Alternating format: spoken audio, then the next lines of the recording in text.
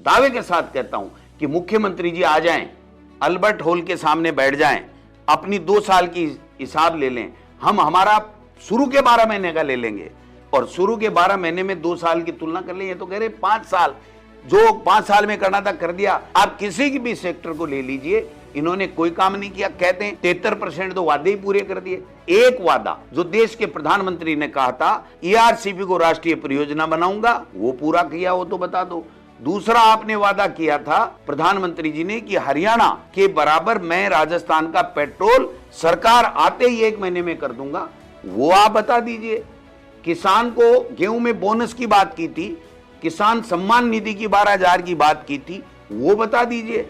देश के प्रधानमंत्री ने कहा था कि हम योजनाएं बंद नहीं करेंगे, आपने खाद्य पैकेट की योजना, जनहितैषी योजना को बंद कर दिया, आपने मुख्यमंत्री चिरंजीवी योजना को बंद कर दिया, आपने मोबाइल बंद कर दिए गरीब को मिलने वाले, जो महिलाएं योजनाओं का लाभ लेती है और अपने बच्चों से, आपने विदेशों में गरीब के जो बच्चे जा रहे थे उनकी स्कॉलरशिप को बंद कर दिया। नाम चेंज कर दो, कोई फर्क नहीं पड़ता, लेकिन उसका क्राइटेरिया चेंज कर दिया और आगे जाने का मतलब नहीं। सारी योजनाएं बंद है। स्कूलें बंद कर दो, स्कूलें बंद कर दो। 1 करोड़ का 98 लाख समथिंग था जब मैं शिक्षा मंत्री था, आज 67 लाख भी नहीं है। और जो ये नामांकन घटा है मंत्री जी की और इस सरकार की गलत नीति है, उसके कारण से घटा है। मंत्री जी ने RT एक्ट में संशोधन किया, 1 साल बढ़ा करके 6 साल को मिलेगा, अब घटा करके उसको वापस कर दिया। क्यों? कि इनको आदर्श विद्या मंदिर RSS की स्कूलें चलानी थी, उसमें बच्चे खत्म हो गए, वो जो खंडर हो गए भवन, और वहां पर कबूतर बोलते हैं,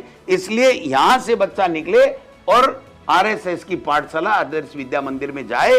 ये जो खेला कर रहे हैं, काली भाई भील योजना की स्कूटी की बात हो, जंग लग रहा है नहीं बांटेंगे, जंग लग रहा है नहीं बांटेंगे।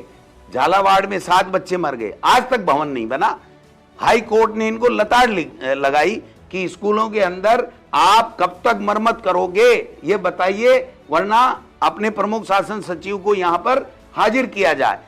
16,000 करोड़ रुपए लगेंगे, इनके पास कोई प्रोजेक्ट नहीं है, कोई बिल नहीं है। और मुख्यमंत्री जी, मीडिया को आप बुद्धू मत समझिए, मीडिया को कमजोर मत समझिए, मीडिया को मूर्ख मत समझिए। मीडिया बहुत समझदार है, मीडिया पढ़े लिखे लोग हैं, वो लोगों की बात करने के लिए आते हैं। आप जब प्रेस कॉन्फ्रेंस करते हो तो आपको सवाल लेने चाहिए। मीडिया को यही मोदी वाली स्टाइल चला दी आपने भी। अमित शाह और मोदी जैसे ED, इनकम टैक्स, CBI का दुरुपयोग करके सबको चुप रखते हैं। मैंने सुना है कि एक ने छाप दिया, कल की इनकी हालत ये थी, उनको ग्रुप से हटा दिया। आप बताइए, तो आपके ग्रुप से हटने से वो कोई उसकी पत्रकारिता खत्म थोड़ी हो गई। किसी भी पत्रकार के पत्रकारिता पर सवाल उठाने का आपको राइट नहीं है कि आपने इस राजस्थान का बेड़ा गर्क कर दिया। भ्रष्टाचार में नंबर 1 है।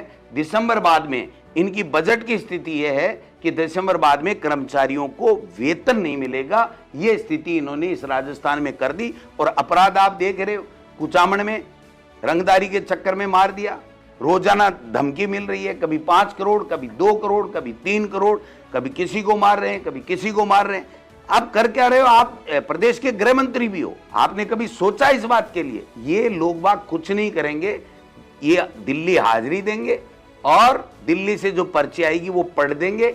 इनसे प्रदेश के विकास की बात करना, किसान की, मजदूर की, नौजवान की, बेरोजगार की समस्याओं का समाधान करना, इनसे कभी कोई आशा नहीं की जा सकती।